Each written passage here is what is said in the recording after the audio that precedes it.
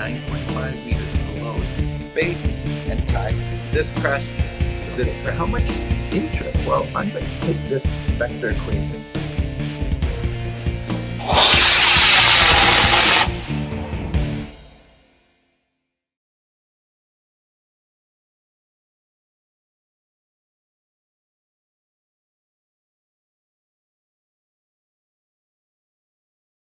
Hello and welcome back to Physics Teacher. I am starting a new series of videos for my channel, which is going to be all about introductory to Python programming, but specifically for math. Right, so I'm going to teach you how to use Python to do things like solve equations, plot graphs, find points of intersections, solve systems of equations, all the way up to finding derivatives and integrals.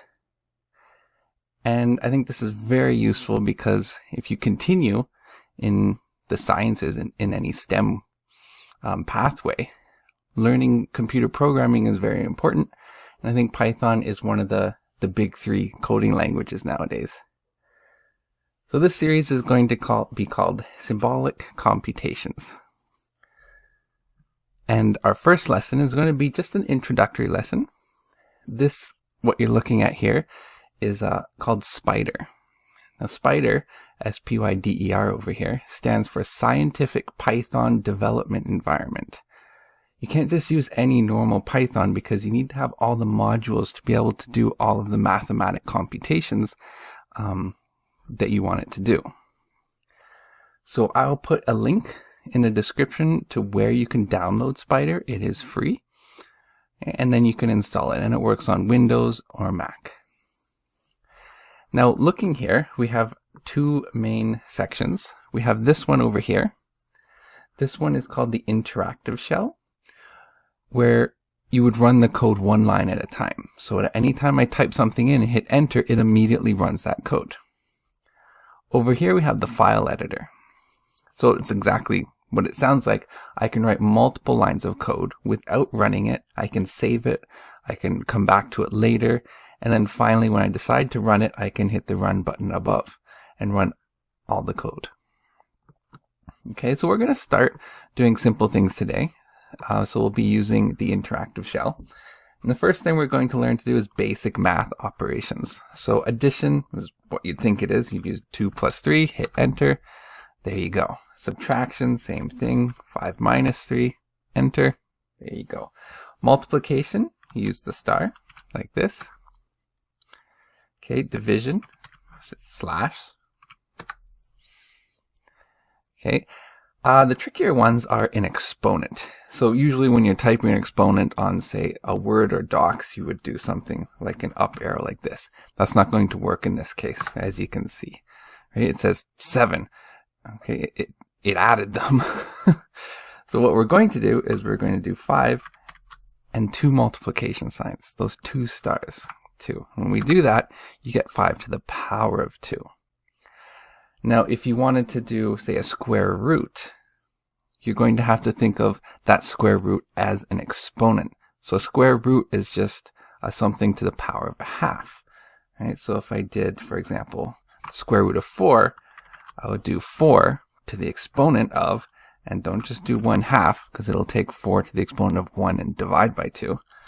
So we want brackets 1 divided by 2. Okay, and then we get our square root function.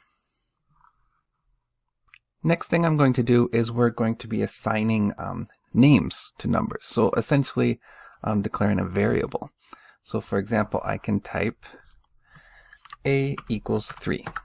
There, I've assigned a as the number 3. And now if I do a plus 1, we should get 4. Now here's another thing. If I suddenly say a equals 5, I've reassigned that variable. It no longer equals 3. So now if I did a plus 1, we're not going to get 4 again. We're going to get 6. So be careful you don't reassign a variable in your code. Right? Next thing is if I were to do something weird, like a equals a plus 1, what happens in that case? Well, what's a? it becomes 6. So what happened there? A was originally 5, but I reassigned A to be the previous value, 5 plus 1. So I reassigned A to be 6. So now it thinks A is 6. So again, something else to be cautious of when you're assigning variables. So now that we know all these basic operations and how to assign a variable, let's try solve a quadratic formula using the quadratic equation. So a quadratic equation would be in the form of ax squared plus bx plus c equals 0. So let's say we had a quadratic equation, x squared plus 3x plus 2 equals 0. We can apply the quadratic formula, which, if you don't remember, is x equals minus b plus or minus the square root of b squared minus 4ac all over 2a. So let's try do this in Python. And we're going to use the file editor since we're going to have a few lines of code here. So our coefficients, let's define those, our a, b, and c coefficients. So in our case, a was 1. So let's have a as 1. Next, b was 3. And I believe c was 2.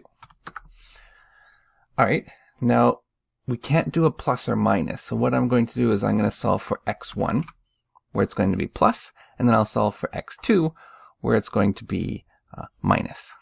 So if I said x1 equals, well, it's going to equal minus b plus, okay, and b squared minus 4, and don't just type ac, it won't understand that. You have to do 4 times a times c, right? And then notice I didn't put the square root there. It's because the square root should be an exponent as 2 little stars. So the exponent of 1/2. So there's our square root. And then we're going to divide all of that by 2a. And we can do the same thing for x2. So x2 equals minus b. Instead of plus, we're going to do minus b squared minus 4ac all to the exponent of 1/2. And all of that is divided by 2 times a. Notice I'm using plenty of brackets here. Okay, so at this point, we have our code. Now, if I were to run my code, okay, it doesn't give me any output. And the reason it doesn't give us any output is because I haven't told it to. So here's a new command we're going to use. I'm going to write print x1. Print pretty much says output this, right? Now you can print a variable. If you wanted to, you can even print something other than a variable, like a string, like words. So you can write something like print the first solution is ... But if you're going to print a string or a sentence, you're going to put it in little single quotations here, like so. So now, if we run the code, the first solution is ... minus 1. Okay, well, what about the second solution? So we can do print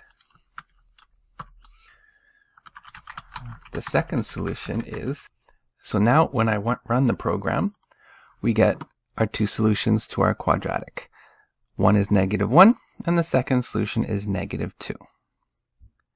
Next, what we're going to do, and I'm going to come back here into the interactive shell, is learning how to rearrange or solve equations that have unknown variables. So what do I mean by that?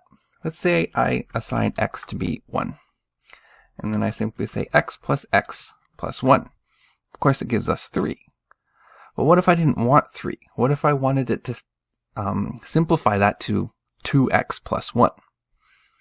Well, in this case, what we're going to have to do is we're going to have to define x as a symbol. So how we're going to do that and what I'm going to now come back into our file editor, is I'm going to start the program. I'm going to call from this module. It's a module called Sympy. And Sympy is just a module that has a whole bunch of symbolic computations for Python. That's what it stands for, Symbolic Python. Okay, so from Sympy, we're going to import symbol. So now I can use that command, symbol.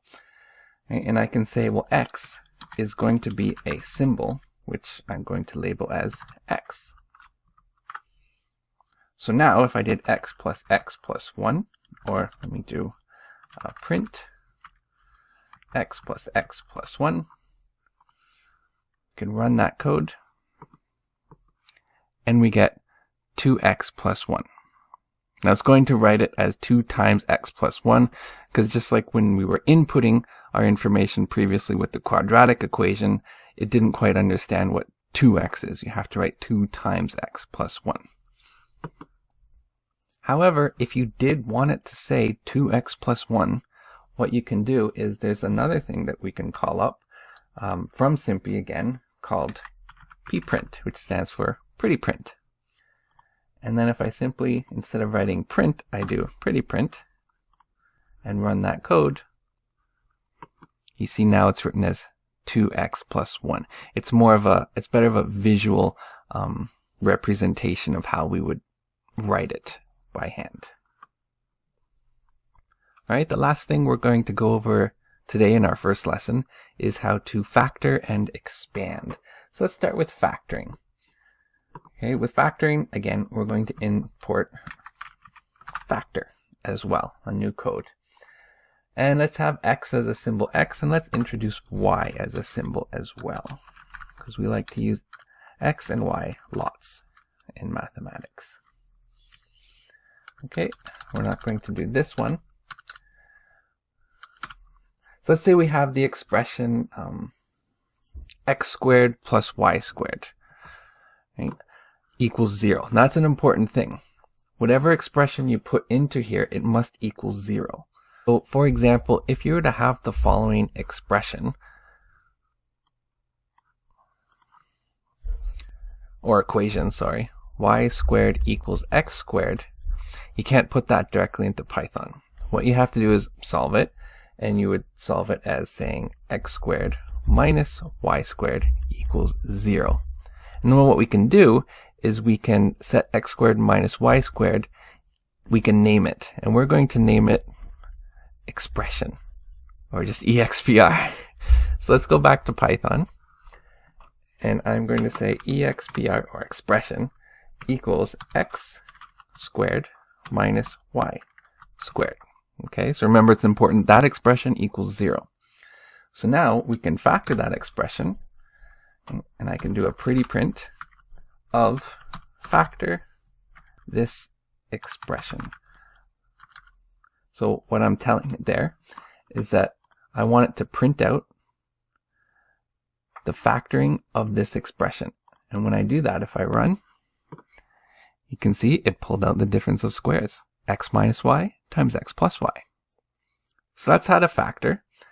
Okay? And another day, I know you're probably asking yourself, well, how do you solve for a certain variable? We'll go over that in another lesson. Last thing I want to do is how to expand something. All right, so we're going to import a new command, expand. And let's give ourselves a new expression here.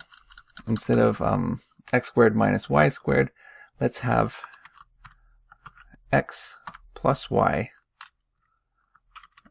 all cubed. Great. Binomial expansion.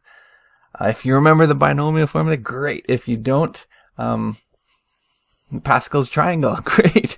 But if you prefer to code it, Python. Right, so we're not going to factor our expression now. This time we are going to expand it. So I'm going to type expand. And if we run that code, there it is. X cubed plus 3x squared y plus 3xy squared plus y cubed. Okay, so I'm going to stop there for today, but I'm going to make quite a few episodes on this, helping you being able to code and ask your computer to solve various mathematical problems for you, which we can apply to physics as well. If you have any comments or things that you would like Python to be able to do for you, let me know in the comments, and I'll see you in the next video.